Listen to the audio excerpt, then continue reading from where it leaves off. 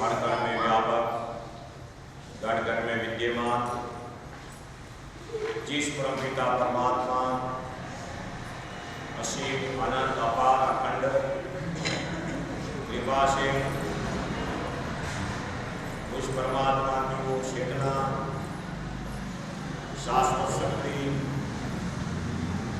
सकल ब्रह्मांड को प्रकाशित करने वाली प्रत्येक पिंड के भीतर उसका अंश आत्मा के रूप में सभी को प्रकाशित कर रही,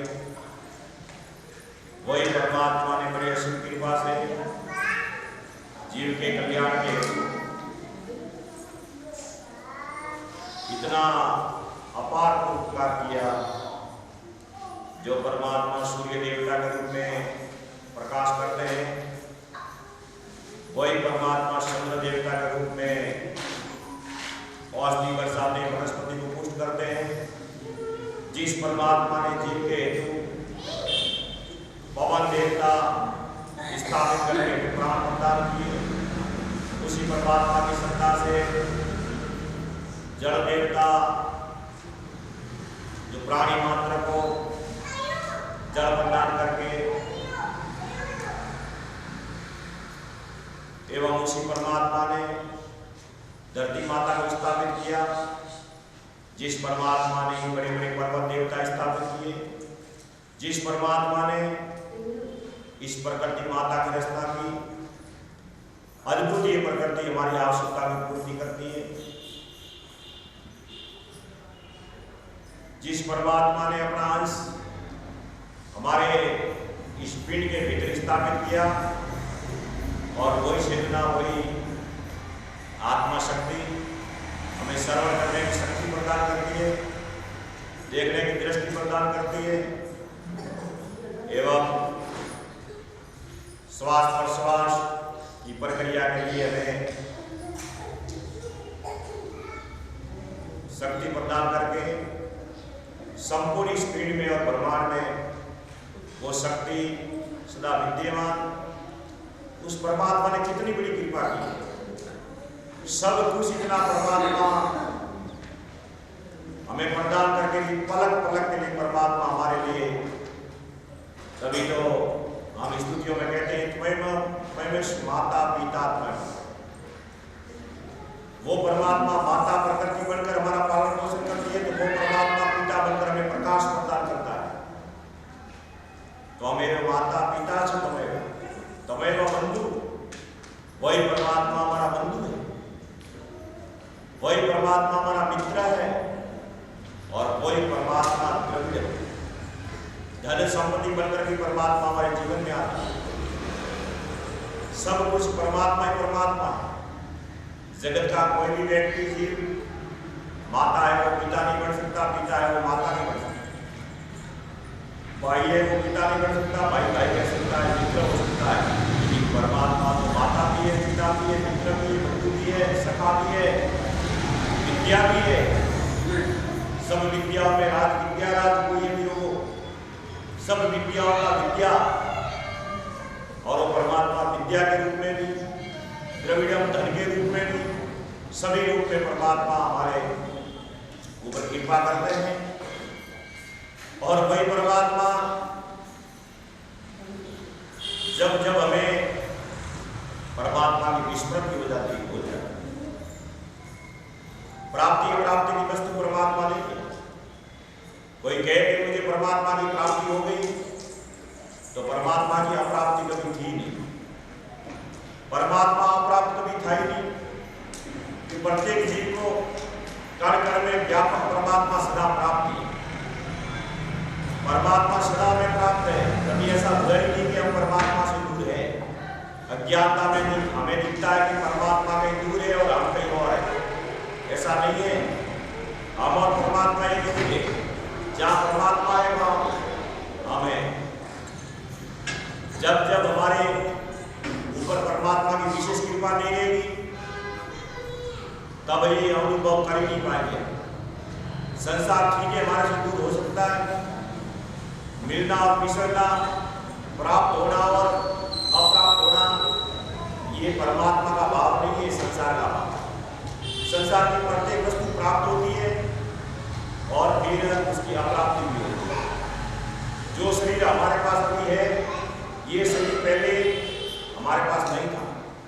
इस शरीर की प्राप्ति पहले नहीं थी हमारे पास, जिसकी भी प्राप्ति है। शरीर मिलता भी है, बिछड़ता भी है, संयोग भी होता है और वियोग भी होता है। मिलना बिछड़ना ये तो संसार का धर्म है। संसार की वस्तुएं में मिलती है और संसार की वस्तुएं बिछड़ भी जाती है। नित्य वियोग होने वाला, अनित्य सदा नहीं रहने वाला संसार है। संसार की वस्तुएं, पिछले जन्म में ये शरीर नहीं था हमारे पास। बोलो सद्गुरुदेव की जय। जिस परमात्मा जो सदा नित्य शाश्वत कण कण में परमात्मा व्यापक है, घट घट में विद्यमान है, उस परमात्मा का वियोग हमारे से कभी हो नहीं सकता। परमात्मा सदा हमारा मित्र है, परमात्मा सदा हमारा सखा है, बंधु है, माता है, पिता है, दाता है। सब प्रकार से परमात्मा सदा रहने वाला है। ये ज्ञानता में हमें दिखता नहीं है सो दिसे नहीं, दिसे सो है नहीं। जो हमें दिखता है वो सदा है नहीं। संसार में दिखता है वो सदा है नहीं, और परमात्मा में दिखता नहीं वो सदा है सो दिसे नहीं, दिसे सो है नहीं। है सो सदा है, परमात्मा है सो सदा है, और नहीं सो कदा नहीं। संसार है, जो हमें संसार दिखता है ये सदा रहने वाला संसार नहीं है। जो शरीर भी हमारा एक संसार है, और ये संसार शरीर भी रहने वाला नहीं सदा। सत्संग में हम आते हैं, बड़ा सौभाग्य होता है, अनंत जन्मों का पुण्य उदय होता है, तब सत्संग मिलती है। सत्संग में आकर हमें यही निर्णय लेना है, मनुष्य का जीवन सुख और दुख के किनारे बसता है। कभी सुख भोगता है, कभी दुख भोगता है। सुख दुख दो मनुष्य के किनारे हैं। कभी पिछले जन्म के पुण्य उदय हो, उसके जीवन में सुख आता है। कभी पिछले जन्म का पाप उदय हो जाता है, तब वो दुख भोगता है। हमें पिछले जन्म का ज्ञान नहीं है। मनुष्य एक स्वतंत्र योनि है, कर्म प्रधान योनि है, और मनुष्य भाव प्रधान योनि है। मनुष्य के भीतर भाव प्रधान है, बाकी सब योनियां स्वभाव प्रधान है। अपने अपने स्वभाव के अनुसार बाकी सब योनियां, पशु पक्षी कीड़े मकोड़े वृक्ष सब भोगते हैं। वो अपने अपने स्वभाव के अनुसार पिछले जन्म का जो किया हुआ प्रारब्ध वो भोगते हैं। मनुष्य ऐसा भोग भूमि नहीं है। मनुष्य एक योग भूमि है। मनुष्य योग भूमि है, यहाँ भाव प्रधान है। जैसा जैसा हमारे भीतर भाव होगा और वैसा वैसा ही हमारे सामने संसार निर्माण होते जाएगा। जो आज हमारे सामने जो संसार खड़ा है, ये हमारे विश्वाना का भावों का परिणाम है। ये स्वतंत्र योनि है। यहाँ भगवान ने किसी प्रकार का बंधन मनुष्य के ऊपर रखा नहीं है। भगवान ने कहा आपको ये स्वतंत्रता प्रदान कर दी जाती है। सुख और दुख के किनारे बसता है। सत्संग में हम जाते हैं और सत्संग में ये ज्ञान करना है। सिर्फ सत्य सरसा से काम नहीं होता, सत्संग करनी पड़ती है। सत्य सरसा में और सत्संग में बहुत अंतर है। सत्य सरसा तो हम बहुत करते हैं, सत्संग नहीं होती है। सत्संग तब होती है जब दो व्यक्ति, एक भाई के कन्या है, एक भाई के पुत्र है, किसी चौराहे पर मिल गए और दोनों ने आपस में चर्चा की कि आपके पुत्र है, हमारे कन्या है, योग्य है, हम उसका रिश्ता सगाई कर देते हैं। अब वो बातें हुई है, चर्चा हुई है कि सगाई कर देंगे, लेकिन जब तक वो सगाई की दस्तूरी नहीं हुई तब तक सगाई नहीं हुई, सिर्फ चर्चा हुई। ऐसे ही हम सत्संग में जाते हैं, जब सदगुरु संत मिलते हैं और वो राम नाम का शब्द लेकर आते हैं, हम सुनते भी हैं, लेकिन जब तक हमारे हृदय में उस शब्द को धारण नहीं करते हैं तब तक राम सगाई नहीं होती है। सिर्फ चर्चा हुई है, सगाई नहीं होती। हमें तो राम सगाई करनी है। हम सिर्फ चर्चा करके घर पे नहीं जाएंगे, हम समझेंगे उस बात को। सत्संग उसको ही कहते हैं जब सत्य का संग करते हैं। सिर्फ सत्य चर्चा से काम नहीं चलेगा। हम जाते हैं, बहुत बार सत्संग में जाते हैं, बहुत प्रोग्रामों में, आयोजन में, संतों के समागम में जाते हैं, हम सुनते हैं, लेकिन उसको हमारे हृदय में धारण नहीं करते। हृदय में धारण नहीं होने का कारण एक है कि हमारा मन जो 24 घंटा संसार के जागतिक चर्चा में, विषयों में भटकता है, और तब उस मन को हम कुछ समय के लिए कदा सत्संग में लेकर भी जाएं तो तन तो वहाँ बैठा रहता है, परंतु मन वहाँ नहीं रहता है। मन बहुत भटकते रहता है। मन बड़ा मरकट के जैसा है, मन बंदर के जैसा है। हरिओम। क्या है भाई? हरिओम हरिओम हरिओम हरिओम हरिओम हरिओम हरिओम। हाँ, मन बंदर के जैसा है, मरकट के जैसा। अभी सही नहीं हुआ तेरे से, क्यों डिस्टर्ब हो जाता है बीच में? हरिओम हरिओम हरिओम। हाँ, जैसे एक मदारी होता है, वो मदारी बंदर को पता है, मदारी को कि मुझे खेल करना है, अब खेल करना है, उसके लिए मेरे पास बंदर की बहुत जरूरत है। अब बंदर की जरूरत है, इसके लिए वो बंदर के उस जंगल में जाता है, बंदर को पकड़ता है। लेकिन बंदर का स्वभाव होता है उछल कूद करने का, बहुत कूदता है बंदर, बहुत कूदता है। मदारी को पता है इसका स्वभाव है कूदने का। इसके लिए पहले दिन वो बंदर को पकड़ता है लालच देकर, कुछ न कुछ उस बंदर को लालच देता है। जब लालच देता है तब बंदर उसके प्रलोभन में आ जाता है, पकड़ में आ जाता है। लेकिन मदारी बड़ा ज्ञानी होता है, पहले दिन 50 फुट पर बांधता है, बहुत कूदने देता है, लेकिन पकड़ में रहता है बंदर। फिर दूसरे दिन और नजदीक लेता है 40 फुट पर, फिर भी पकड़ में रखता है, जितना कूदना है वो कूद ले भले उसके, लेकिन रखता है पकड़ में। तीसरे दिन 30 फुट पर लेता है, चौथे दिन 20 फुट पर लेता है, पांचवें दिन 10 फुट पर लेता है, फिर और नजदीक लेता है 5 फुट पर। फिर बड़ा प्रेम से समझाता है, बोले फिजुल कूदने से काम नहीं होगा, हे बंदर कूदता बहुत है तू, इस वृक्ष से दूसरे वृक्ष पर, दूसरे वृक्ष से तीसरे वृक्ष पर, ऐसे कूदने से नहीं तो कोई मान सम्मान मिलेगा और नहीं तुझे कुछ खाने की वस्तु मिलेगी। लेकिन एक काम कर, तू मेरे साथ में जुड़ जा, मेरे विचारों से जुड़ जा, और तू मेरी इस डोरी के बंधन में रहे। मैं जैसा बताता हूँ वैसा तू खेल करते जा। जब जब मैं डमरू बजाऊंगा तब तक तू नाचने लग जाना, और जब नाचेगा तब मेरे भी इनकम हो जाएगी, पैसे आ जाएंगे, और तुझे भी बिस्किट या केला या कुछ न कुछ खाने को मिल जाएगा, लोग प्रसन्न होंगे। इसके लिए तेरा और मेरा दोनों का खेल चलेगा। भगवान ने ये लीला रचाई है, परमात्मा का ये अद्भुत खेल है। अगर आपको इस परमात्मा के खेल को देखना है तो अपने मन रूपी बंदर को राम नाम की डोरी से बांधकर समझाओ, तब जाकर आपको ये खेल देखने को मिलेगा कि परमात्मा का ये अद्भुत खेल क्या है। परमात्मा का ये अद्भुत खेल क्या है? हमारे मन को ऐसे ही भटकाने से, मन ऐसे ही भटकते रहेगा जब तक हमारा मन राम नाम की डोरी से बंधा हुआ नहीं है। तो भले ही ये मन संसार की ये माया की वासना रूपी डालियों पर, विषयों की डालियों पर मन भले भटकता रहे, कूदता रहे, फुदकता रहे, लेकिन इसको मन को जो मन वांछित चाहिए वो फल प्राप्त नहीं होता है। फुदक फुदक कर थक जाएगा, बड़ा निराश हो जाएगा। सत्संग में आते हैं, सत्संग में हमारा मन को यहाँ लगाना है।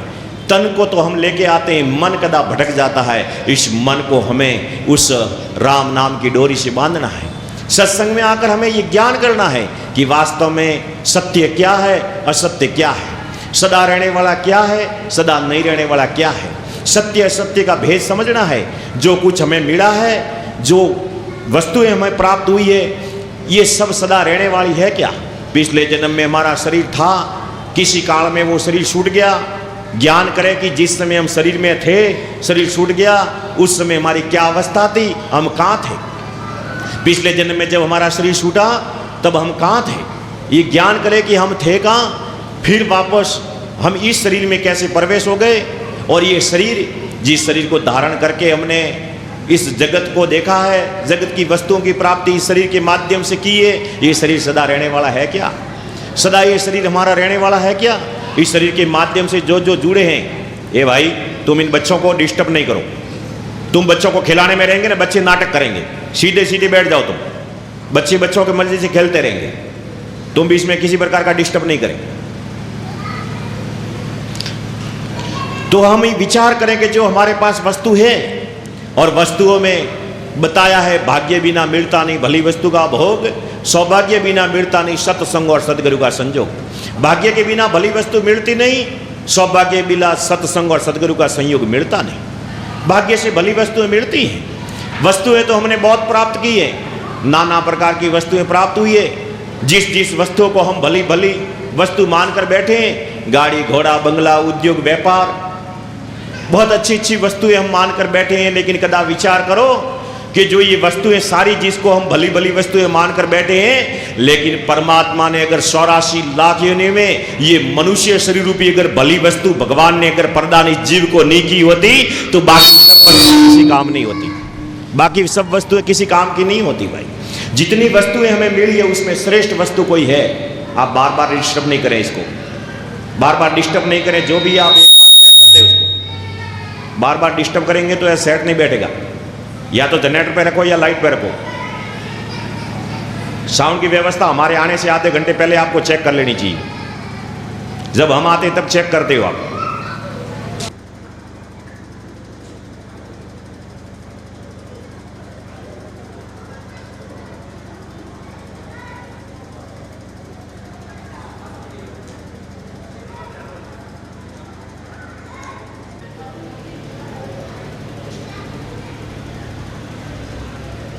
हरिओम। भाग्य बिना मिले नहीं भली वस्तु का भोग, सौभाग्य बिना मिले नहीं सत्संग और सदगुरु का संजोग।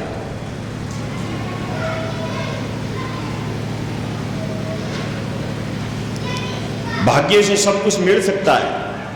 आवाज थोड़ा ठीक कर भाई। हरिओम। थोड़ा आवाज हल्का और तीखा आवाज कर, आवाज फट रहा है। इसको समझाओ कोई तो एक जन पारे में। की सत्संग बड़े पुण्य से प्राप्त होती है। सत्संग में जाकर हमें ये ज्ञान करना है। जब तक हमने ये ज्ञान नहीं किया कि सत्य क्या है, सत्य क्या है, सदा रहने वाला क्या है, सदा नहीं रहने वाला क्या है, नित्य क्या है, अनित्य क्या है, जिसको हम प्राप्त हुए हैं, एक बात तो निश्चय कर लेना है कि परमात्मा सदा प्राप्त है। परमात्मा की अप्राप्ति होती नहीं और संसार की सदा प्राप्ति रहने वाली नहीं। संसार जो मिला है वो सदा रहने वाला नहीं और परमात्मा किसी काल में हमारे से बिछड़ने वाला नहीं। तो फिर हुआ क्या है? जब परमात्मा प्राप्ति अप्राप्ति की वस्तु नहीं है, संसार अप्राप्ति प्राप्ति की वस्तु है। संसार की कभी वस्तुएं अप्राप्त होती है, मिलती नहीं, अभाव होता है, कभी कभी प्रभाव में मिल जाती है, लेकिन मिलने वाली वस्तु भी सदा नहीं रहती। मिलने वाली वस्तु सदा रहती नहीं, स्थिर रहती नहीं, छूट जाती है। ध्यान रखना, जो हमें शरीर भी मिला है, मनुष्य शरीर मिला है, वो भी सदा रहने वाला हमारे पास नहीं है। ये संसार को हम सुख मान रहे, ये बड़ी हमारी भूल है। संसार सुख नहीं है, संसार एक साधन है और सुविधा है। संसार की जितनी वस्तुएं मिली है वो साधन और सुविधा है। अगर हमको यहाँ से हरिद्वार जाना है, हरिद्वार की यात्रा करनी है, तो साधन मिलता है। कोई अपनी पर्सनल गाड़ी में जाता है, कोई ट्रेन में जाता है, कोई बस में जाता है, कोई हवाई जहाज में जाता है, वो साधन है। ट्रेन में जाएं और ट्रेन में फर्स्ट एसी की सीट मिल जाए, वो सुविधा है, लेकिन वो सुख नहीं है। हम विचार करें कि ट्रेन की फर्स्ट एसी की सीट मिल गई और हम कभी उतरेंगे नहीं, उतरना पड़ेगा। सबका लक्ष्य हरिद्वार का है, कोई बीच में उतर जाता है, उतर कर भूल जाता है। जब ट्रेन चलती है, हरिद्वार जाना है, यहाँ नामांकल से चलेंगे हरिद्वार के लिए, बीच में बेंगलोर भी आएगा, बड़ी सिटी बॉम्बे भी आएगा, जयपुर भी आएगा, बहुत बड़े बड़े सिटियाँ आती, वहाँ बहुत बहुत प्रसिद्ध चीज़ें मिलती है। वो चीज़ लेने के लिए उतरते हैं और समय हो जाता है, गाड़ी निकल जाती है और हम ऐसे ही रह जाते हैं, उस वस्तु में आसक्त हो जाते हैं। जीवन की यात्रा है, ये शरीर हमें मिला है, वो साधन है। मनुष्य शरीर उत्तम साधन है। उत्तम साधन में भी सुविधा बहुत अच्छी मिली है भगवान की कृपा से। लक्ष्य हमारा परमात्मा की प्राप्ति है, लेकिन इस परमात्मा की प्राप्ति के लक्ष्य की यात्रा में चलते चलते बीच में कई प्रकार के स्टेशन आ जाते हैं। कई प्रकार के स्टेशन आते हैं। जब जन्मे तब माता पिता का एक स्टेशन मिला, उसके बाद में आगे और चले तो विद्या प्राप्त करने के लिए विद्यालय का स्टेशन मिला, उसके बाद में आगे और चले तो रिश्ता हो गया, फिर आगे चले तो शादी हो गई, पत्नी का स्टेशन मिला, पुत्र परिवार का स्टेशन मिला, गाड़ी घोड़े बंगले उद्योग व्यापार, और इनमें आसक्त होकर हमारे जीवन की यात्रा जा रही है। हमारे जीवन की यात्रा वो निरंतर चालू है और हम इस विषय में भूल गए हैं। जो हमें साधन मिला है उसका सदुपयोग करके मैं परमात्मा की प्राप्ति करूं।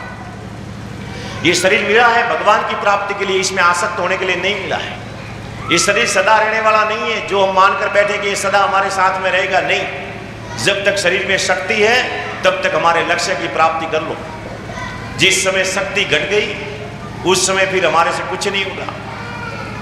फिर हमारी यात्रा अधूरी रह जाएगी, बीच में रह जाएगी। लेकिन अभी तक हमारी यात्रा शुरू नहीं हुई है। जिसके जीवन में कोई सदगुरु नहीं, उसके जीवन की अभी तक शुरू नहीं। जिसके जीवन में कोई सदगुरु नहीं है, उसका जीवन अभी तक शुरू हुआ ही नहीं है। उसका जीवन ऐसा ही है। अभी तो आपके भले तन से आपका जीवन चालू हो गया, तन से जीवन शुरू हो गया और आप वस्तुओं की प्राप्ति कर ली, लेकिन जब तक जीव उस परमात्मा की आनंद की अनुभूति नहीं करता है, जब तक जीव को शांति कहाँ मिलती है? शांति नहीं मिलती है।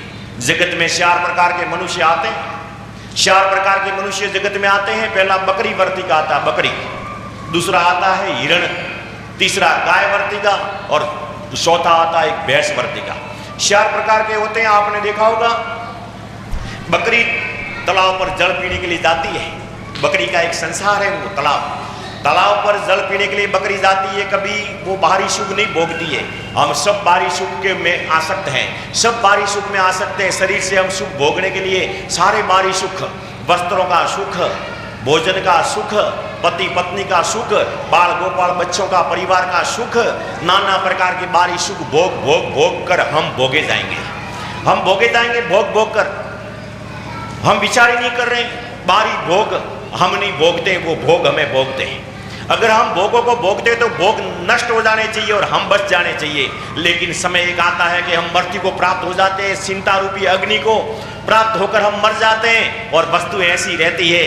आज देख लो, हमारा जन्म हुआ, इसके पहले कई जन्मों से ये धरती माता है, कई जन्मों से वस्तुएं हैं, कई यहाँ आए और कई भोगते भोगते भुगा गए वो और नष्ट हो गए।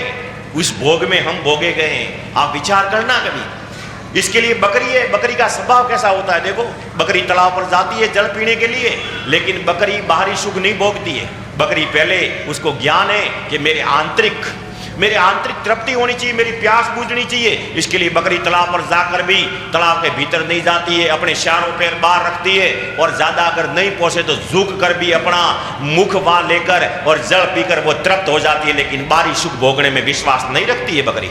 उसके बाद में फिर हिरण होता है। हिरण को आपने देखा होगा, तालाब पर जल पीने के लिए जाएगा और वहां 2 पैर अंदर लेके जाएगा, 2 बार रखेगा, लेकिन फिर भी वो इतना ज्ञान है उसको, पशु है, फिर भी उसको ज्ञान है कि मुझे अंदर की प्यास बुझानी है, मुझे बाहर का सुख नहीं भोगना है। वो अंदर की प्यास बुझाने के लिए तालाब पर जाकर जल पीता है, तृप्त होकर निकल जाता है, बाहर के सुखों में ज्यादा आसक्त नहीं रहता है। उसके बाद में गाय आती है और गाय है जो 2-2 इंच पैर लेकर जाती है अंदर, लेकिन गाय भी तालाब को खराब नहीं करती है और वो तालाब से इतना सदुपयोग करती है कि वो जल को पीकर अपने भीतर की प्यास बुझाती है। लेकिन गाय को भी आपने तालाब में स्नान करते कभी नहीं देखा होगा, बकरी को आपने तालाब में स्नान करते कभी नहीं देखा होगा और हिरण भी कभी तालाब में स्नान करते नहीं देखा होगा। पता है उनको कि इस तालाब में ज्यादा हम नीचे चले जाएंगे, तालाब में ज्यादा जाएंगे और अगर हम सुख भोगने के चक्कर में गए तो तालाब में बहुत मगरमच्छ रहते हैं। ये मगरमच्छ ने हमें पकड़ लिया तो फिर सुख भोगने के चक्कर में हम चले तो जाएंगे, लेकिन मगरमच्छ ने पकड़ लिया तो बाहर नहीं आ पाएंगे। वैसे ही एक चौथा आता है और वो होता है भैंस वर्ती का। आपने भैंस को देखी होगी और भैंस सीधी आती है, तालाब में जाती है और जाकर पहले अपने बाहरी सुख में आसक्त हो जाती है, बाहरी सुख भोगने की इच्छा होती है और पहले लोटपोट होती है, अपनी तमसा को सुख देती है, तमसा को सुख देती है, पूरा तालाब खराब कर देती है। फिर बाद में वो खड़ी होती है, फिर देखती है कि अब पीने लायक कहीं जल रहा है क्या, पीने लायक फिर रहता नहीं, फिर वो तालाब पूरा खराब हो जाता है, पीने लायक रहता नहीं। अब बाहरी सुख तो भोग लिया लेकिन आंतरिक प्यास तो ऐसी की ऐसी रह गई, अंदर की प्यास तो ऐसी की ऐसी रह गई। लेकिन वो भैंस किसको कहा गया है? वो भैंस है हमारी इंद्रिय रूपी बकरी है, मन रूपी हिरण है। मन रूपी क्या है? हमारा हिरण है और गाय रूपी बुद्धि है। लेकिन वहां एक बुद्धि तो गाय रूपी है, वो समता है, वो एक कोमता बुद्धि है, एक सोमता बुद्धि है। कोमता और सोमता 2 बुद्धि है हमारी। जो अज्ञानी बुद्धि है वो हमारी कोमता बुद्धि है, पशु बुद्धि है, भैंस बुद्धि है।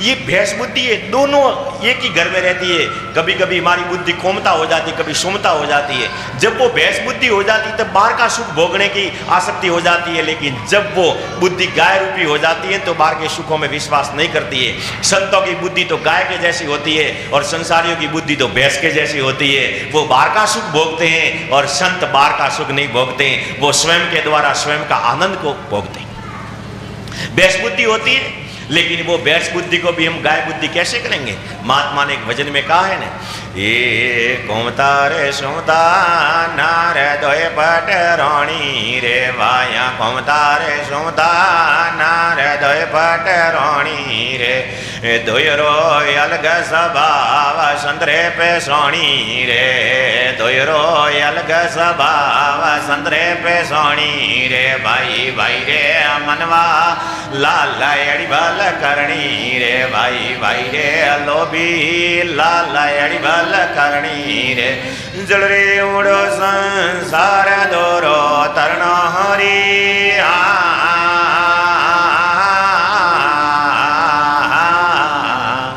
गोमता सुमता नार दो ही पटरानी, गोमता और सुमता दो नारी है, दो ही पटरानी है। कौन थी गोमता और सुमता? पांडवों की माता कोंता तो थी सुमता और कौरवों की माता गंधारी थी कोमता। दोनों पटरानी थी, दोनों बहन थी और दोनों देरानी जेठानी थी और दोनों पटरानी थी। कोमता सुमता नार दो ही पटरानी, दोयों का अलग स्वभाव। अरे संत पैसानी भाई भाई रे मनवा लाल एनी भल करनी, जल उड़ो संसार दोरो तरलो। जल बहुत गहरा भवसागर है, इसमें भवसागर से पार पाना बड़ा कठिन है, क्योंकि बहुत गहराई में अगर सुख भोगने के लिए चले जाएं तो वहां मगरमच्छ बहुत है, मगरमच्छ बहुत है। इसके लिए तो हम गुरु आरती में कहते हैं ना, काम क्रोध मद मत सर शोर बड़े वारियो स्वामी सोर बड़े वारे, ज्ञान खड़ग दे कर में, ज्ञान खड़ग दे कर में, गुरु पल में सहारे। ओम जय सद्गुरु देवा। हे सद्गुरुदेव, जितनी जितनी आप तालाब में गहराई में जाते हो वहां मगरमच्छ मिल जाते हैं। इस संसार की भव सागर में, माया के सागर में जितने सुख भोगने के लिए गहराई में जाओगे, यहाँ काम क्रोध लोभ रूपी मगरमच्छ बैठे हैं, पकड़ लिया तो निकलने नहीं देंगे। इसके लिए आप ज्यादा इस गहराई में न जाए, संसार की ज्यादा गहराई में न जाए। बहुत बड़े बड़े मगरमच्छ बैठे हैं यहाँ, पकड़ लेंगे। और ये भवसागर माया से बना हुआ है, माया की नदियों से, माया की नदियों से। और ये माया की नदियां कैसी है? बहुत नखराली है, बहुत नखराली है, जीव को आसक्त कर लेती है, पकड़ लेती है। इतनी इसमें, इस माया में नखरा है। इसके लिए महात्मा एक भजन में कहता है नहीं, ये माया रे जाल नखराली नदियां भवसागर भरियो, माया रे जाल नखराली नदियां भवसागर भरियो। ये अणिरे सागर में सब जगह डूबा न मिरलो ही तरियो रे, सुकृत कोये नी करियो रे, सुकृत कोये नी करियो।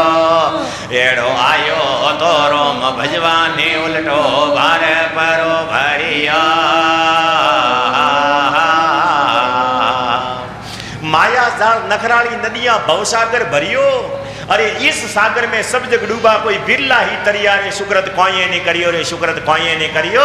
आयो तो रोम भजवा ने उल्टो भार परो भरियो। माया जाल नखराली नदियां हैं, नखराली नदियां हैं। और इन नदियों का कोई संग करे तो भव सागर में जाकर गिर जाता है, फिर डूब जाता है। फिर बाहर निकलने का अधिक प्रयास करने के बाद में भी भीतर मगरमच्छ, मोह माया मद मत्सर, काम क्रोध शोर मगरमच्छ रूपी बहुत बड़ी भारी। और इन्होंने पकड़ लिया, इन्होंने आसक्त कर लिया, जीव को पकड़ लिया। और जीव को पकड़ लिया, जीव अथक प्रयास करने के बाद में भी बाहर निकलने का प्रयास करता नहीं निकलता है। हमारी बुद्धि है, उस बुद्धि को ऐसी नहीं रखे जो ये बुद्धि ज्यादा ज्यादा भोगों में आसक्त हो जाए। इस भव सागर के भोगों के सागर में हम ज्यादा गहराई में जाओगे तो काम पकड़ लेगा, क्रोध पकड़ लेगा और लोभ पकड़ लेगा, मोह पकड़ लेगा। बड़े बड़े मगरमच्छ हैं, लेकिन हमारी बुद्धि को गाय के जैसी रखें। गाय भी तालाब पर जाती है, तालाब पर हमें भी जाना चाहिए, गृहस्थ में हमें भी प्रवेश हो जाना चाहिए, गृहस्थ में रहना चाहिए, गृहस्थ धर्म निभाना चाहिए। क्योंकि गृहस्थ धर्म नहीं निभाएंगे तो संसार की व्यवस्था कैसे चलेगी?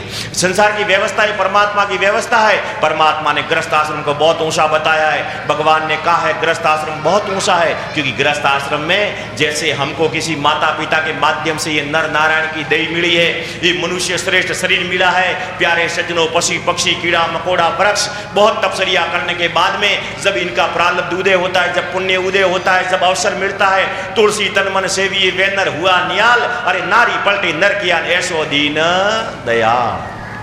ऐसा भगवान है। नारी पलटे नर किया, पशु पक्षी कीड़े मकोड़े भी बहुत लाइन में लगे हैं। सबको भी मनुष्य शरीर प्राप्त करना है। सबकी इच्छा है कि मनुष्य शरीर हमें मिल जाए, सबकी ऐसी इच्छा है। सब जीव चाहते हैं कि मनुष्य शरीर, और की तो क्या बात करें, देवता भी ललायत हैं। देवता भी कहते हैं कि जब हमारा पुण्य क्षीण हो जाए और मृत्यु लोक में जब जन्म लेने का अवसर प्राप्त हो, उसमें हे प्रभु आप कृपा करके मनुष्य शरीर में हमें जन्म देना, मनुष्य शरीर में, और मनुष्य शरीर में भी जन्म दो तो भारत भूमि में देना। यदा यदा धर्म से गिलानिर्भवति भारतम अभ्युत्थान धर्मा म्यम सज्जाम्यम। भगवान कहते हैं जब जब भार पड़े भूमि पर, जब जब भीड़ पड़े भक्तों में, धर्म हित परमात्मा भी लेते हैं अवतार, भगवान राम और कृष्ण भी अवतार लेते हैं, तो भारत भूमि पर ही अवतार लेते हैं। दानो बटे देव दुखाए धरती करे पुकार, जब भूमि रो भार उतारवा भगवान कृष्ण भी लेते हैं इस भारत भूमि के ऊपर अवतार। भगवान भी यहाँ अवतरित होते हैं और ऐसी पावन पवित्र और भारत भूमि पर जन्म देना, ये तो देवता भी तड़पते हैं, सारे जीव और वो सब जीव इच्छा करते हैं कि हमें मनुष्य शरीर मिल जाए। प्रिय सज्जनों, हमारे को मनुष्य शरीर नर नारायण की देई, तुलसी संसार में धारा दी से दोई, धन चाहिए तो धर्म कर मुक्ति नाम से होई, धर्म क्षेत्रे कुरुक्षेत्रे समवेता योश्वम माम काम पांडवा चेव किम कुर्वतम संजय। बहुत उत्साह पूर्वक हम आए हैं, धर्म क्षेत्र में आए, कर्म क्षेत्र में आए। मनुष्य शरीर धर्म का क्षेत्र है, कर्म करने का क्षेत्र है, यहाँ धर्म का आचरण भी कर सकते हैं। क्षेत्र नाम शरीर से कहा गया है। गीता जी में क्षेत्र की बात आई है, वो शरीर से है। क्षेत्र नाम शरीर का है, ये शरीर है, यही हमारा क्षेत्र है। यही धर्म का आचरण हो सकता है, यही धर्म की आप खेड़ कर सकते हो और यही सत्कर्मों का बीज लगा सकते हो, यही सत्कर्मों का बीज। बस फर्क इतना है, जब इंद्र देवता बादल लेकर बरसते हैं और इस बाहरी क्षेत्रों में, भूमि रूपी क्षेत्रों में जब हम बीज लगाते हैं तो वहां अन्न पैदा होता है, लेकिन जब गुरु महाराज ज्ञान के बादल लेकर बरसते हैं तब हमारे ये धर्म क्षेत्र में राम नाम का धन पैदा होता है। इस मनुष्य के हृदय में जब सत्कर्मों का बीज अंकुरित होता है, जब बीज अंकुरित होता है, यहाँ आपको उस वर्षा से नहीं, यहाँ ज्ञान की वर्षा से होता है। यहाँ गुरु महाराज ज्ञान के बादल लेकर आते हैं। महात्मा एक भजन में कहता है, ए इंद्र घटा लेने सदगुरु आया, अमृत बूंदा यदवोटी। इंद्र घटा लेने सदगुरु आया, अमृत बूंदा यदवोटी। तरवेणी रंगा मेल में अदरे लाला यदलोटी। तरवेणी रंगा मेल में अदरे लाला यदलोटी। हर बज हीरा परगले समझ पकड़ मन मजबूती।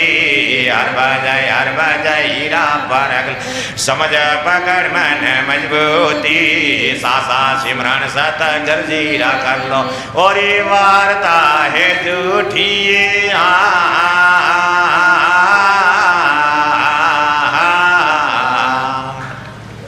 इंद्र घटा लेकर सतगुरु आया, अमृत बूंदा हदबूटी। तरवेणी के रंग मेल में हदरे लाला हदलोटी। हरबज हीरा परख ले समझ पकड़ मन मजबूती। सासा सिमरन सतगुरु रा कर लेन और वार्ता है झूठी। सत्संग में हम आते हैं, हमारी सत्संग में हमारी बुद्धि है, सुरता है। ये बुद्धि जो पशु बुद्धि है, बैस बुद्धि है, ये बुद्धि को ज्ञान प्राप्त करके ये बुद्धि हमारी श्रेष्ठ बुद्धि होती है। गाय जैसी बुद्धि होती है, गाय तालाब पर जाती है। हम भी ग्रस्त में जाएं, लेकिन कितनी आवश्यकता इतना ही सुख भोगे, जितनी आवश्यकता इतना ही सुख भोगे। इसमें हम मनुष्य शरीर भोगों के लिए नहीं है।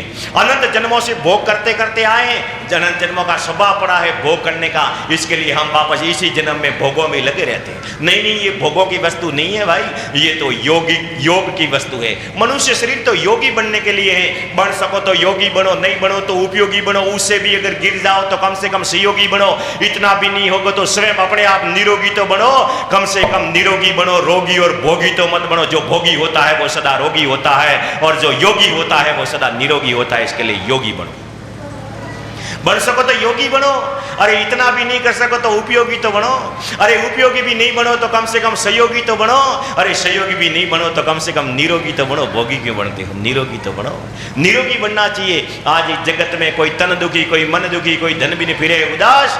थोड़ा थोड़ा सब दुखी, सुखी राम का दास। पहला दुखी वो है जो सदा रहे बीमार, दूसरा दुखी वह है जो सिर पर कर्जे का भार, तीसरा दुखी वो है जो घर में कुलक्षणा नार, और चौथा दुखी वो है जिसका पुत्र नहीं आज्ञाकार। और ये सब दुख पैदा जब होते हैं जिसके घर में नहीं है सत्संग और संस्कार। ये नहीं है तो सब दुख ही दुख है।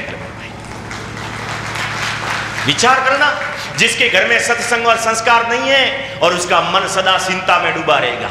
उसका मन सदा चिंता में डूबा रहता है। जब मन चिंता में रहता है तब मन रोगी हो जाता है। जब मन रोगी होता है तो तन भी रोगी होता है, और जब तन और मन दोनों रोगी होते हैं उसके ऊपर कर्जा भी बहुत हो जाता है, सिर पर कर्जे का भार होता है। और जब सिर पर कर्जे का भार होता है तब घर की नारी भी पतिव्रता नहीं रहती, फिर भी वो कुछ न कुछ बोलना शुरू कर देती है, जैसे कुलक्षणा बोलती है वैसे।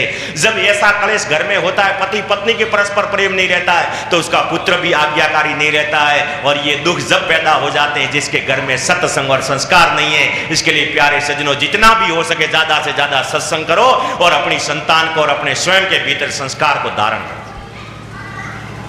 जब तक संस्कार नहीं है तो भीतर सेवा का भाव जागृत नहीं होगा।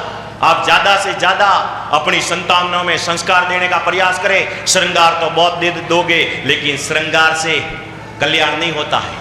श्रृंगार से कल्याण नहीं होता है। कुछ समय के लिए आप अपनी संतान को श्रृंगार देकर खुश कर लोगे, लेकिन आप ध्यान रखना, जब तक संस्कार नहीं है भीतर सेवा का भाव नहीं होगा। समय बहुत बड़ा परिवर्तन हो रहा है। 50 साल में परिवर्तन नहीं हुआ वो 20 साल में हो गया, और 20 साल में परिवर्तन नहीं हुआ वो 10 साल में हो गया, और जो परिवर्तन अभी तक नहीं हुआ वो आने वाले 10 साल में बहुत जल्दी हो जाएगा। इसके लिए आप ज्यादा से ज्यादा अपनी संतान को संस्कार देने का प्रयास करें, क्योंकि संस्कार से सेवा का भाव प्रकट होता है। और संस्कार से सेवा और तो कुछ नहीं, कम से कम माता पिता की सेवा तो करेंगे, राष्ट्र की सेवा, देश की सेवा नहीं करें, लेकिन माता पिता की सेवा करेंगे। अगर आपने संस्कार नहीं दिया और बहुत वस्तुएं संग्रहित कर दी, गाड़ी घोड़े बंगले अपनी संतान को दे दिए, तो अपनी खुद की सेवा से भी वंचित रह जाओगे। आपकी संतान खुद की सेवा नहीं करेगी, ये ध्यान रखो। इसके लिए संस्कार देना, और ये संस्कार कहाँ मिलेंगे? संस्कारों की और कहीं बाजार नहीं है, संस्कारों की कोई दुकान नहीं है। संस्कारों की दुकान होती तो कई लोग संस्कारों की दुकान खोलकर बैठ गए होते, लेकिन संस्कारों की कहीं दुकान नहीं है। संस्कारों की तो दुकान एक ही है, और वो ये सत्संग है। और सत्संग में संत मिलते हैं और यहाँ ही संस्कार मिलते हैं। इसके लिए आप ज्यादा से ज्यादा संतानों को सत्संग में लेके आओ।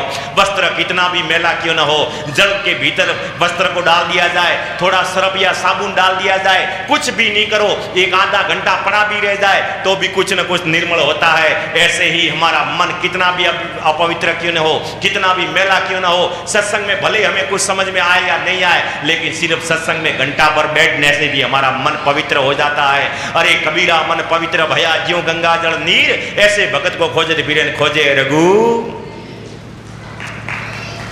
भगवान भी ऐसे भगत को खोजते फिरते हैं। हम तो भगवान को ढूंढते हैं, और भगवान तो किसको ढूंढते हैं? भगवान कहते हैं जिसका मन पवित्र है। जिसका मन पवित्र है, आप आपके घर में जितनी पवित्रता रखते हो, खुद के बनाया हुआ मंदिर, खुद का बनाया हुई मूर्ति, खुद की बनाई हुई तस्वीरें, भगवान की तस्वीरें, और वो खुद हम बनाते हैं। जब हम बनाते हैं वो तस्वीरें लगाने के लिए, उसकी स्थापना करने के लिए हम गाय का गोबर लाते हैं। गाय का गोबर लाकर उसको पवित्र करते हैं, और पवित्र करके उसकी स्थापना करते हैं, पूजा करते हैं। अरे जब वहां जड़ रूपी भगवान मूर्ति में या तस्वीर में भगवान है, वो भी पवित्रता के बिना नहीं बैठते।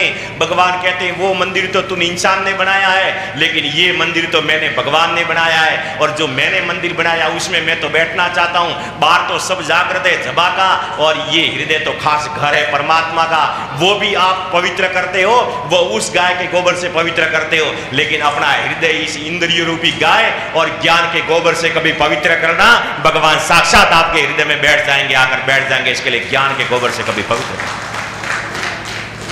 ज्ञान के गोबर से आप पवित्र करना अपने हृदय को पवित्र करने का प्रयास करना, भगवान आपके हृदय में आकर बैठ जाएंगे।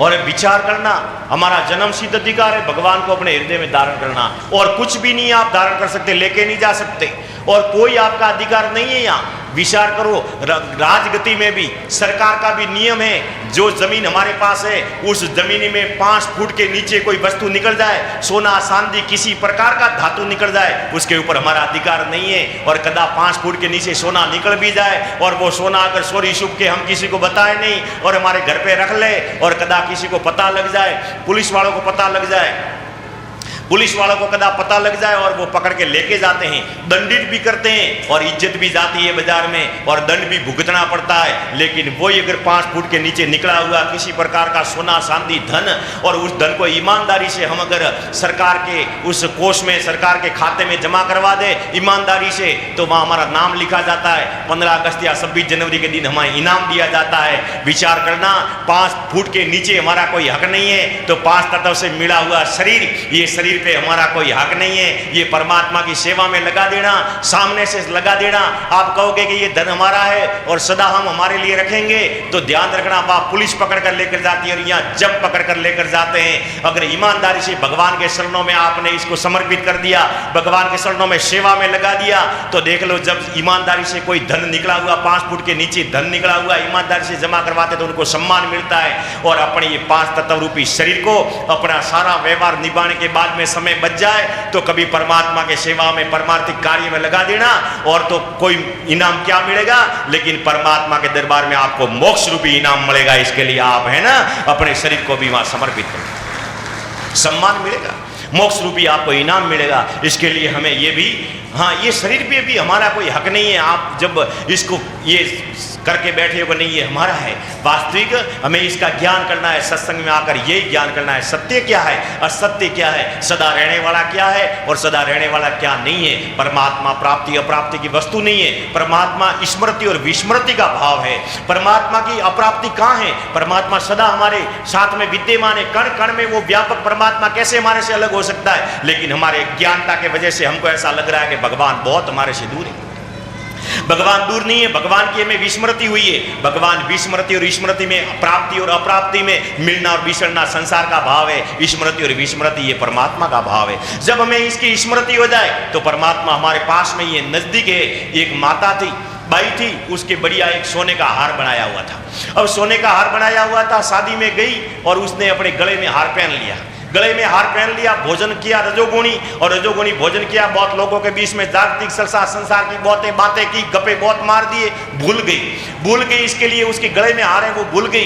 फिर आई घर पे, उसको याद आया कि मेरा हार आज कहीं गुम गया है, हार गुम गया है। वो ढूंढ रही है तिजोरी में, अलमारी में, इधर उधर, बहुत याद किया। मैं वहां गई थी, वहां तो नहीं भूली, वहां गई थी, वहां तो नहीं भूली, अरे वहां तो नहीं भूली। ऐसे करते बहुत ढूंढा, लेकिन हार नहीं मिला। वो बहुत परेशान हो रही है, तड़प रही है, मेरा हार गुम गया, क्योंकि भूल पड़ गई। इसके लिए बस वो एक ही विचार करी, मेरा हार गुम गया। हार गुम गया तो वो भूल पड़ गई। अरे मैं इशारा कर रहा हूं, समझ जाओ इशारे को, मैं इशारा कर रहा हूं, आपको समझाओ ना। आप हद कर रहे हो भाई, अरे आगे आ जाओ भाई। ये तो ऐसे बैठे जैसे समाधि लग गई।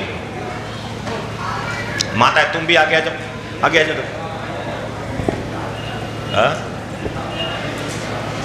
तो वो लाइट का कोई डिस्टर्ब नहीं हो तो। हे सदगुरुदेव, जितनी आप तालाब में गहराई में जाते हो वहां मगरमच्छ मिल जाते हैं। इस संसार की भव सागर में, माया के सागर में जितने सुख भोगने के लिए गहराई में जाओगे, यहाँ काम क्रोध लोभ रूपी मगरमच्छ बैठे हैं, पकड़ लिया तो निकलने नहीं देंगे। इसके लिए आप ज्यादा इस गहराई में न जाए, संसार की ज्यादा गहराई में न जाए। बहुत बड़े बड़े मगरमच्छ बैठे हैं यहाँ, पकड़ लेंगे। और ये भवसागर माया से बना हुआ है, माया की नदियों से। और ये माया की नदियां कैसी है, बहुत नखराली है, जीव को आसक्त कर लेती है, पकड़ लेती है। इतनी इसमें, इस माया में नखरा है। इसके लिए महात्मा एक भजन में कहता है नहीं, ये माया रे जाल नखराली नदियां भवसागर भरियो, माया रे जाल नखराली नदियां भवसागर भरियो। ये अणिरे सागर में सब जगह डूबा न विरलो ही तरियो रे, सुकृत कोये नी करियो रे, सुकृत कोये नी करियो। एड़ो आयो तो रोम भजवान उलटो भार परो भरिया। माया जाल नखराली नदियां भवसागर भरियो। अरे इस सागर में सब जग डूबा, कोई बिरला ही तरिया रे, सुकृत कोये ने करियो रे, सुकृत कोये ने करियो, आयो तो रोम भजवा ने उल्टो भार करो भरियो। माया जाल नखराली नदियां हैं, नखराली नदियां हैं, और इन नदियों का कोई संग करे तो भव सागर में जाकर गिर जाता है, फिर डूब जाता है, फिर बाहर निकलने का अधिक प्रयास करने के बाद में भी भीतर मगरमच्छ, मोह माया मद मत्सर काम क्रोध शोर मगरमच्छ रूपी बहुत बड़ी भारी, और इन्होंने पकड़ लिया, इन्होंने आसक्त कर लिया, जीव को पकड़ लिया, और जीव को पकड़ लिया। जीव अथक प्रयास करने के बाद में भी बाहर निकलने का प्रयास करता नहीं निकलता है। हमारी बुद्धि है, उस बुद्धि को ऐसी नहीं रखे जो ये बुद्धि ज्यादा ज्यादा भोगों में आसक्त हो जाए। इस भव सागर के भोगों के सागर में हम ज्यादा गहराई में जाओगे तो काम पकड़ लेगा, क्रोध पकड़ लेगा, और लोभ पकड़ लेगा, मोह पकड़ लेगा, बड़े बड़े मगरमच्छ हैं। लेकिन हमारी बुद्धि को गाय के जैसी रखें। गाय भी तालाब पर जाती है, तालाब पर हमें भी जाना चाहिए, गृहस्थ में हमें भी प्रवेश हो जाना चाहिए, गृहस्थ में रहना चाहिए, गृहस्थ धर्म निभाना चाहिए, क्योंकि गृहस्थ धर्म नहीं निभाएंगे तो संसार की व्यवस्था कैसे चलेगी। संसार की व्यवस्था ही परमात्मा की व्यवस्था है। परमात्मा ने गृहस्थ आश्रम को बहुत ऊंचा बताया है। भगवान ने कहा है गृहस्थ आश्रम बहुत ऊंचा है, क्योंकि गृहस्थ आश्रम में जैसे हमको किसी माता पिता के माध्यम से ये नर नारायण की देही मिली है, ये मनुष्य श्रेष्ठ शरीर मिला है, प्यारे सज्जनों, पशु पक्षी कीड़ा मकोड़ा वृक्ष बहुत तपस्या करने के बाद में जब इनका प्रारब्ध उदय होता है, जब पुण्य उदय होता है, जब अवसर मिलता है, तुलसी तन मन सेवी वेनर हुआ नियाल, अरे नारी पलटी नर किया ऐसो दीन दया। ऐसा भगवान है, नारी पलटे नर किया, पशु पक्षी कीड़े मकोड़े भी बहुत लाइन में लगे हैं। सबको भी मनुष्य शरीर प्राप्त करना है, सबकी इच्छा है कि मनुष्य शरीर हमें मिल जाए, सबकी ऐसी इच्छा है, सब जीव चाहते हैं कि मनुष्य शरीर। और की तो क्या बात करें, देवता भी ललायत हैं, देवता भी कहते हैं कि जब हमारा पुण्य क्षीण हो जाए और मृत्यु लोक में जब जन्म लेने का अवसर प्राप्त हो, उसमें हे प्रभु आप कृपा करके मनुष्य शरीर में हमें जन्म देना, मनुष्य शरीर में, और मनुष्य शरीर में भी जन्म दो तो भारत भूमि में देना। यदा यदा धर्म से गिलानी भवती भारतम अभ्युत्थान धर्मा म्यम सज्जाम्यम। भगवान कहते हैं जब जब भार पड़े भूमि पर, जब जब भीड़ पड़े भक्तों में धर्म हित, परमात्मा भी लेते हैं अवतार, भगवान राम और कृष्ण भी अवतार लेते हैं, तो भारत भूमि पर ही अवतार लेते हैं। दानव बड़े देव दुखाए धरती करे पुकार, जब भूमि रो भार उतारवा, भगवान कृष्ण भी लेते हैं इस भारत भूमि के ऊपर अवतार। भगवान भी यहाँ अवतरित होते हैं, और ऐसी पावन पवित्र और भारत भूमि पर जन्म देना, ये तो देवता भी तड़पते हैं, सारे जीव, और वो सब जीव इच्छा करते हैं कि हमें मनुष्य शरीर मिल जाए। प्रिय सज्जनों, हमारे को मनुष्य शरीर नर नारायण की देई, तुलसी संसार में धारा दी से दोई, धन चाहिए तो धर्म कर, मुक्ति नाम से होई, धर्म क्षेत्रे कुरुक्षेत्रे समवेता योश्वम माम काम पांडवा चेव किम कुर्वतम संजय। बहुत उत्साह पूर्वक हम आए हैं, धर्म क्षेत्र में आए, कर्म क्षेत्र में आए। मनुष्य शरीर धर्म का क्षेत्र है, कर्म करने का क्षेत्र है, यहाँ धर्म का आचरण भी कर सकते हैं। क्षेत्र नाम शरीर से कहा गया है, गीता जी में क्षेत्र की बात आई है, वो शरीर से है। क्षेत्र नाम शरीर का है, ये शरीर है, यही हमारा क्षेत्र है, यही धर्म का आचरण हो सकता है, यही धर्म की आप खेड़ कर सकते हो, और यही सत्कर्मों का बीज लगा सकते हो, यही सत्कर्मों का बीज। बस फर्क इतना है, जब इंद्र देवता बादल लेकर बरसते हैं, और इस बाहरी क्षेत्रों में, भूमि रूपी क्षेत्रों में जब हम बीज लगाते हैं तो वहां अन्न पैदा होता है, लेकिन जब गुरु महाराज ज्ञान के बादल लेकर बरसते हैं, तब हमारे ये धर्म क्षेत्र में राम नाम का धन पैदा होता है इस मनुष्य के हृदय में। जब सत्कर्मों का बीज अंकुरित होता है, जब बीज अंकुरित होता है, यहाँ आपको उस वर्षा से नहीं, यहाँ ज्ञान की वर्षा से होता है। यहाँ गुरु महाराज ज्ञान के बादल लेकर आते हैं। महात्मा एक भजन में कहता है, ए इंद्र घटाले ने सदगुरु आया, अमृत बूंदा यदबोटी, इंद्र घटाले ने सदगुरु आया, अमृत बूंदा यदबोटी, तरवेणी रंगा मेल में अदरे लाला यदलोटी, तरवेणी रंगा मेल में अदरे लाला यदलोटी, अरबज हीरा परगले समझ पकड़ मन मजबूती, अरबज हीरा परगले समझ पकड़ मन मजबूती, सासा सिमरन सत जर्जीरा कर लो, और ये वार्ता है झूठी,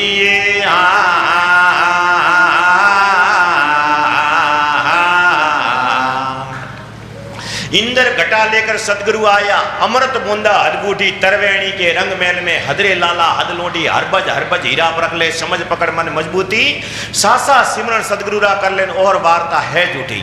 सत्संग में हम आते हैं, हमारी सत्संग में हमारी बुद्धि है, सुरता है। ये बुद्धि जो पशु बुद्धि है, बैस बुद्धि है, ये बुद्धि को ज्ञान प्राप्त करके ये बुद्धि हमारी श्रेष्ठ बुद्धि होती है। गाय जैसी बुद्धि होती है, गाय तालाब पर जाती है। हम भी ग्रस्त में जाएं लेकिन कितनी आवश्यकता इतना ही सुख भोगे, जितनी आवश्यकता इतना ही सुख भोगे। इसमें हम मनुष्य शरीर भोगों के लिए नहीं है। अनंत जन्मों से भोग करते करते आए हैं, अनंत जन्मों का स्वभाव पड़ा है भोग करने का, इसके लिए हम वापस इसी जन्म में भोगों में लगे रहते हैं। नहीं, ये भोगों की वस्तु नहीं है भाई, ये तो योग की वस्तु है। मनुष्य शरीर तो योगी बनने के लिए है। बन सको तो योगी बनो, नहीं बनो तो उपयोगी बनो। उससे भी अगर गिर जाओ तो कम से कम सहयोगी बनो। इतना भी नहीं होगा तो स्वयं अपने आप निरोगी तो बनो, कम से कम निरोगी बनो। रोगी और भोगी तो मत बनो। जो भोगी होता है वो सदा रोगी होता है, और जो योगी होता है वो सदा निरोगी होता है। इसके लिए योगी बनो। बन सको तो योगी बनो, अरे इतना भी नहीं कर सको तो उपयोगी तो बनो, अरे उपयोगी भी नहीं बनो तो कम से कम सहयोगी तो बनो, अरे सहयोगी भी नहीं बनो तो कम से कम निरोगी तो बनो। भोगी क्यों बनते हो? निरोगी तो बनो। निरोगी बनना चाहिए। आज इस जगत में कोई तन दुखी, कोई मन दुखी, कोई धन बिन फिरे उदास, थोड़ा थोड़ा सब दुखी सुखी राम का दास। पहला दुखी वो है जो सदा रहे बीमार, दूसरा दुखी वह है जो सिर पर कर्जे का भार, तीसरा दुखी वो है जो घर में कुलक्षणा नार, और चौथा दुखी वो है जिसका पुत्र नहीं है आज्ञाकार। और ये सब दुख पैदा जब होते हैं जिसके घर में नहीं है सत्संग और संस्कार। ये नहीं है तो सब दुख ही दुख है। विचार करना, जिसके घर में सत्संग और संस्कार नहीं है और उसका मन सदा चिंता में डूबा रहेगा, उसका मन सदा चिंता में डूबा रहता है। जब मन चिंता में रहता है तब मन रोगी हो जाता है। जब मन रोगी होता है तो तन भी रोगी होता है, और जब तन और मन दोनों रोगी होते हैं उसके ऊपर कर्जा भी बहुत हो जाता है, सिर पर कर्जे का भार होता है। और जब सिर पर कर्जे का भार होता है तब घर की नारी भी पतिव्रता नहीं रहती, फिर भी वो कुछ न कुछ बोलना शुरू कर देती है, जैसे कुलक्षणा बोलती है वैसे। जब ऐसा कलेश घर में होता है, पति पत्नी के परस्पर प्रेम नहीं रहता है, तो उसका पुत्र भी आज्ञाकारी नहीं रहता है। और ये दुख जब पैदा हो जाते हैं जिसके घर में सत्संग और संस्कार नहीं है। इसके लिए प्यारे सज्जनों, जितना भी हो सके ज्यादा से ज्यादा सत्संग करो और अपनी संतान को और अपने स्वयं के भीतर संस्कार को धारण करो। जब तक संस्कार नहीं है तो भीतर सेवा का भाव जागृत नहीं होगा। आप ज्यादा से ज्यादा अपनी संतानों में संस्कार देने का प्रयास करें। श्रृंगार तो बहुत दे दोगे, लेकिन श्रृंगार से कल्याण नहीं होता है। श्रृंगार से कल्याण नहीं होता है। कुछ समय के लिए आप अपनी संतान को श्रृंगार देकर खुश कर लोगे, लेकिन आप ध्यान रखना, जब तक संस्कार नहीं है भीतर सेवा का भाव नहीं होगा। समय बहुत बड़ा परिवर्तन हो रहा है। 50 साल में परिवर्तन नहीं हुआ वो 20 साल में हो गया, और 20 साल में परिवर्तन नहीं हुआ वो 10 साल में हो गया, और जो परिवर्तन अभी तक नहीं हुआ वो आने वाले 10 साल में बहुत जल्दी हो जाएगा। इसके लिए आप ज्यादा से ज्यादा अपनी संतान को संस्कार देने का प्रयास करें, क्योंकि संस्कार से सेवा का भाव प्रकट होता है। और संस्कार से सेवा और तो कुछ नहीं, कम से कम माता पिता की सेवा तो करेंगे, राष्ट्र की सेवा देश की सेवा नहीं करें, लेकिन माता पिता की सेवा करेंगे। अगर आपने संस्कार नहीं दिया और बहुत वस्तुएं संग्रहित कर दी, गाड़ी घोड़े बंगले अपनी संतान को दे दिए, तो अपनी खुद की सेवा से भी वंचित रह जाओगे। आपकी संतान खुद की सेवा नहीं करेगी, ये ध्यान रखना। इसके लिए संस्कार देना, और ये संस्कार कहाँ मिलेंगे? संस्कारों की और कहीं बाजार नहीं है, संस्कारों की कोई दुकान नहीं है। संस्कारों की दुकान होती तो कई लोग संस्कारों की दुकान खोलकर बैठ गए होते, लेकिन संस्कारों की कहीं दुकान नहीं है। संस्कारों की तो दुकान एक ही है, और वो ये सत्संग है। और सत्संग में संत मिलते हैं और यहाँ ही संस्कार मिलते हैं। इसके लिए आप ज्यादा से ज्यादा संतानों को सत्संग में लेके आओ। वस्त्र कितना भी मैला क्यों न हो, जल के भीतर वस्त्र को डाल दिया जाए, थोड़ा सरफ या साबुन डाल दिया जाए, कुछ भी नहीं करो, एक आधा घंटा पड़ा भी रह जाए तो भी कुछ न कुछ निर्मल होता है। ऐसे ही हमारा मन कितना भी अपवित्र क्यों न हो, कितना भी मैला क्यों न हो, सत्संग में भले हमें कुछ समझ में आए या नहीं आए, लेकिन सिर्फ सत्संग में घंटा पर बैठने से भी हमारा मन पवित्र हो जाता है। अरे कबीरा मन पवित्र भया ज्यों गंगा जल नीर, ऐसे भगत को खोजे फिरेन खोजे रघु। भगवान भी ऐसे भगत को खोजते फिरते हैं। हम तो भगवान को ढूंढते हैं, और भगवान तो किसको ढूंढते हैं? भगवान कहते हैं जिसका मन पवित्र है। जिसका मन पवित्र है, आप आपके घर में जितनी पवित्रता रखते हो, खुद के बनाया हुआ मंदिर, खुद का बनाया हुई मूर्ति, खुद की बनाई हुई तस्वीरें, भगवान की तस्वीरें, और वो खुद हम बनाते हैं। जब हम बनाते हैं वो तस्वीरें लगाने के लिए, उसकी स्थापना करने के लिए हम गाय का गोबर लाते हैं। गाय का गोबर लाकर उसको पवित्र करते हैं और पवित्र करके उसकी स्थापना करते हैं, पूजा करते हैं। अरे जब वहां जड़ रूपी भगवान मूर्ति में या तस्वीर में भगवान है, वो भी पवित्रता के बिना नहीं बैठते। भगवान कहते हैं वो मंदिर तो तुम इंसान ने बनाया है, लेकिन ये मंदिर तो मैंने भगवान ने बनाया है, और जो मैंने मंदिर बनाया उसमें मैं तो बैठना चाहता हूँ। बाहर तो सब जागृत है सभा का, और ये हृदय तो खास घर है परमात्मा का, वो भी आप पवित्र करते हो, वो उस गाय के गोबर से पवित्र करते हो। लेकिन अपना हृदय इस इंद्रिय रूपी गाय और ज्ञान के गोबर से कभी पवित्र करना, भगवान साक्षात आपके हृदय में बैठ जाएंगे, आकर बैठ जाएंगे। इसके लिए ज्ञान के गोबर से कभी पवित्र, ज्ञान के गोबर से आप पवित्र करना अपने हृदय को पवित्र करने का प्रयास करना, भगवान आपके हृदय में आकर बैठ जाएंगे। और विचार करना, हमारा जन्म सिद्ध अधिकार है भगवान को अपने हृदय में धारण करना, और कुछ भी नहीं आप धारण कर सकते, लेके नहीं जा सकते, और कोई आपका अधिकार नहीं है यहाँ। विचार करो, राजगति में भी सरकार का भी नियम है, जो जमीन हमारे पास है उस जमीन में 5 फुट के नीचे कोई वस्तु निकल जाए, सोना चांदी किसी प्रकार का धातु निकल जाए, उसके ऊपर हमारा अधिकार नहीं है। और कदा 5 फुट के नीचे सोना निकल भी जाए, और वो सोना अगर चोरी छुप के हम किसी को बताए नहीं और हमारे घर पे रख ले, और कदा किसी को पता लग जाए, पुलिस वालों को पता लग जाए, पुलिस वालों को कदा पता लग जाए और वो पकड़ के लेके जाते हैं, दंडित भी करते हैं, और इज्जत भी जाती है बाजार में, और दंड भी भुगतना पड़ता है। लेकिन वही अगर 5 फुट के नीचे निकला हुआ किसी प्रकार का सोना चांदी धन, और उस धन को ईमानदारी से हम अगर सरकार के उस कोष में, सरकार के खाते में जमा करवा दे ईमानदारी से, तो वहाँ हमारा नाम लिखा जाता है। 15 अगस्त या 26 जनवरी के दिन हमें इनाम दिया जाता है। विचार करना, 5 फुट के नीचे हमारा कोई हक नहीं है, तो 5 तत्व से मिला हुआ शरीर, ये शरीर पे हमारा कोई हक नहीं है। ये परमात्मा की सेवा में लगा देना, सामने से लगा देना। आप कहोगे कि ये धन हमारा है और सदा हम हमारे लिए रखेंगे, तो ध्यान रखना, वह पुलिस पकड़ कर लेकर जाती है और यहाँ जब पकड़ कर लेकर जाते हैं। अगर ईमानदारी से भगवान के शरणों में आपने इसको समर्पित कर दिया, भगवान के शरणों में सेवा में लगा दिया, तो देख लो जब ईमानदारी से कोई धन निकला हुआ, 5 फुट के नीचे धन निकला हुआ ईमानदारी से जमा करवाते, तो उनको सम्मान मिलता है। और अपने ये 5 तत्व रूपी शरीर को अपना सारा व्यवहार निभाने के बाद में समय बच जाए, तो कभी परमात्मा के सेवा में, परमार्थिक कार्य में लगा देना, और तो कोई इनाम क्या मिलेगा, लेकिन परमात्मा के दरबार में आपको मोक्ष रूपी इनाम मिलेगा। इसके लिए आप है ना अपने शरीर को भी वहां समर्पित करो, सम्मान मिलेगा, मोक्ष रूपी आपको इनाम मिलेगा। इसके लिए हमें ये भी, हाँ, ये शरीर पे भी हमारा कोई हक नहीं है। आप जब इसको ये करके बैठे हो, नहीं ये हमारा है, वास्तविक हमें इसका ज्ञान करना है। सत्संग में आकर यही ज्ञान करना है, सत्य क्या है, असत्य क्या है, सदा रहने वाला क्या है और सदा रहने वाला क्या नहीं है। परमात्मा प्राप्ति अप्राप्ति की वस्तु नहीं है, परमात्मा स्मृति और विस्मृति का भाव है। परमात्मा की अप्राप्ति कहाँ है, परमात्मा सदा हमारे साथ में विद्यमान है, कण कण में वो व्यापक परमात्मा कैसे हमारे से अलग हो सकता है। लेकिन हमारे ज्ञानता के वजह से हमको ऐसा लग रहा है कि भगवान बहुत हमारे से दूर है। भगवान दूर नहीं है, भगवान की हमें विस्मृति हुई है। भगवान विस्मृति और स्मृति में, प्राप्ति और अप्राप्ति में मिलना और बिछड़ना संसार का भाव है। स्मृति और विस्मृति ये परमात्मा का भाव है। जब हमें इसकी स्मृति हो जाए तो परमात्मा हमारे पास में, ये नजदीक है। एक माता थी, बाई थी, उसके बढ़िया एक सोने का हार बनाया हुआ था। अब सोने का हार बनाया हुआ था, शादी में गई और उसने अपने गले में हार पहन लिया, गले में हार पहन लिया, भोजन किया रजोगुणी, और रजोगुणी भोजन किया, बहुत लोगों के बीच में जागतिक संसार की बहुतें बातें की, गप्पे बहुत मार दिए, भूल गई। इसके लिए उसके गले में हार है वो भूल गई। फिर आई घर पे, उसको याद आया कि मेरा हार आज कहीं गुम गया है, हार गुम गया है। वो ढूंढ रही है तिजोरी में, अलमारी में, इधर उधर, बहुत याद किया। मैं वहां गई थी, वहां तो नहीं भूली, वहां गई थी, वहां तो नहीं भूली, अरे वहां तो नहीं भूली। ऐसे करते बहुत ढूंढा, लेकिन हार नहीं मिला।